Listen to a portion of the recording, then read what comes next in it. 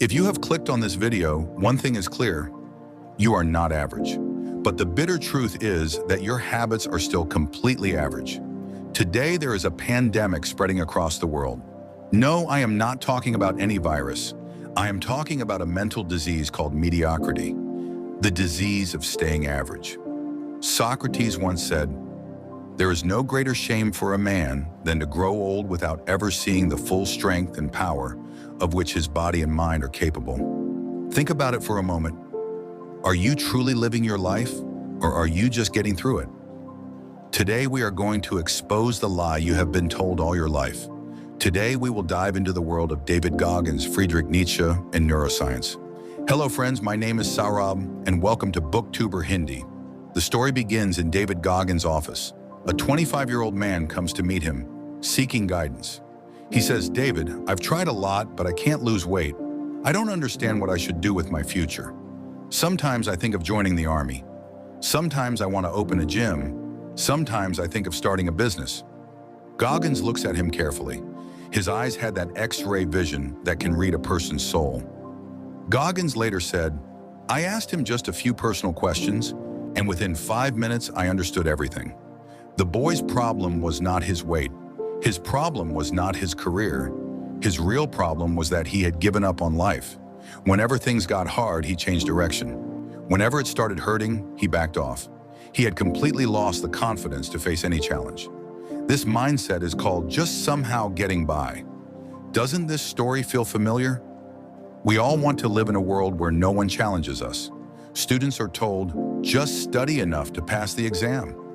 Find a job that is comfortable and peaceful. We have made comfort our God.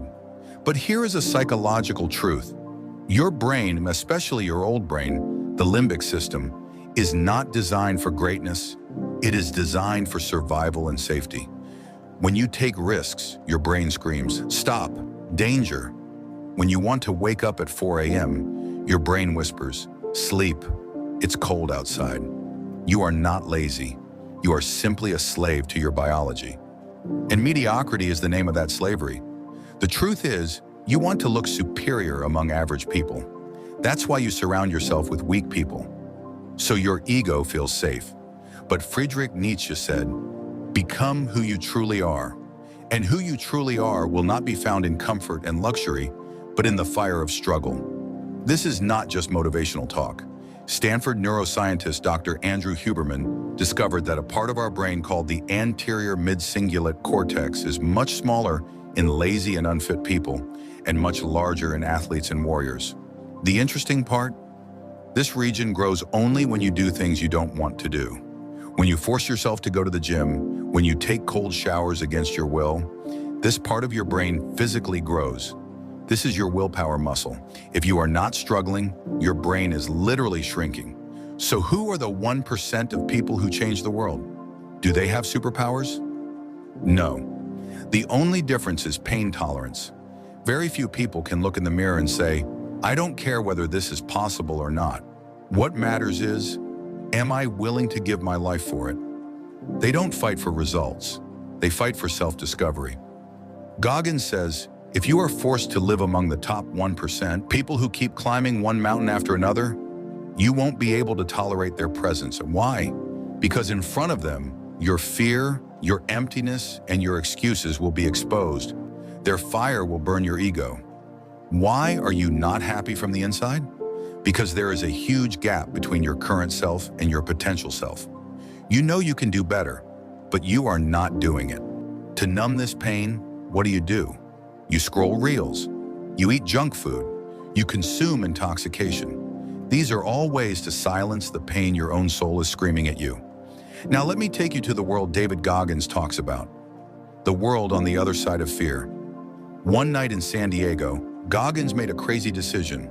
Without proper training, without a support crew, he started a 100-mile, 160-kilometer race.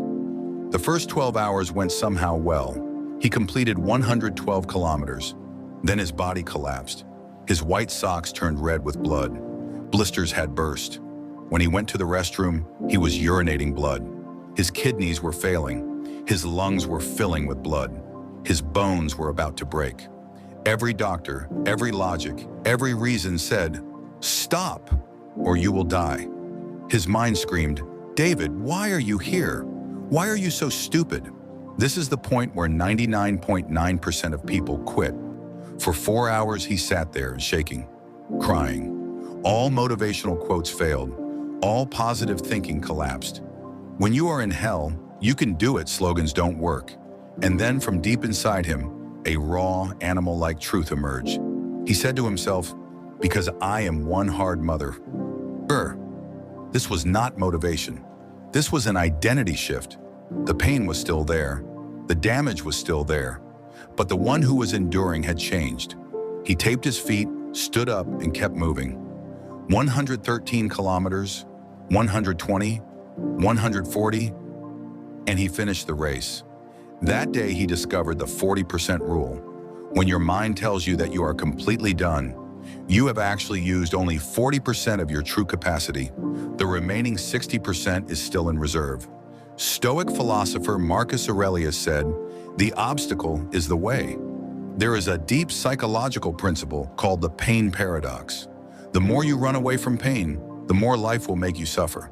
But if you voluntarily choose pain, life's suffering won't be able to touch you. Your brain cannot distinguish between reality and imagination. When you call yourself weak, your brain accepts it as truth. Here's a trick. Enemy visualization. Imagine someone who wants you to fail. Will you let them win? Sometimes anger and stubbornness are more powerful than love. Use that fire. Osho said, "Do not choose pain, but when it comes, embrace it." Khalil Gibran wrote, "Your pain is the breaking of the shell that encloses your understanding." Mediocrity does not exist because you lack ability. It exists because you treat pain as your enemy. Muscles grow only in the last painful reps. The mind grows when you keep reading, even when you don't understand. There is a concept in neuroscience called the winner effect. Every small, difficult task you complete rewires your brain for winning. Winning is a habit. Losing is also a habit. Every time you snooze your alarm, you train your brain to lose. So how do you escape this cycle? Goggins says motivation is garbage. Motivation burns out like fuel. You don't need fuel, you need a new engine. Change your identity. Visualize not the dream, but the suffering required to reach it. Do something every day that you hate. Cold showers, reading, training, so your brain knows who is in control. NASA doesn't select astronauts based on success. They look at how people rise after failure. They look for grit, not talent. Now listen very carefully. Tonight, stand in front of the mirror. Stop lying to yourself. Stop sugarcoating your reality. True self-love means loving yourself enough to refuse living an average life.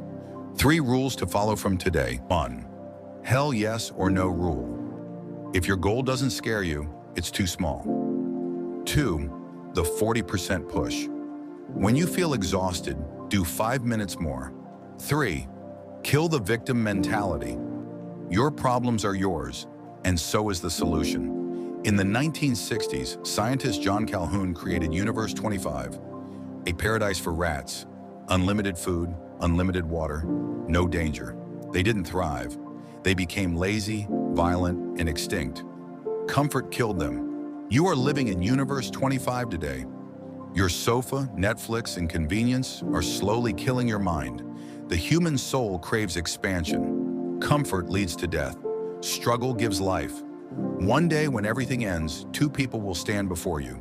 The one you became and the one you could have been. If the gap is large, that is hell. If they look the same, that is heaven. The choice is yours. Don't like the video if you are not serious. Don't subscribe if you don't mean it. But if you are ready to kill mediocrity, comment your city or state.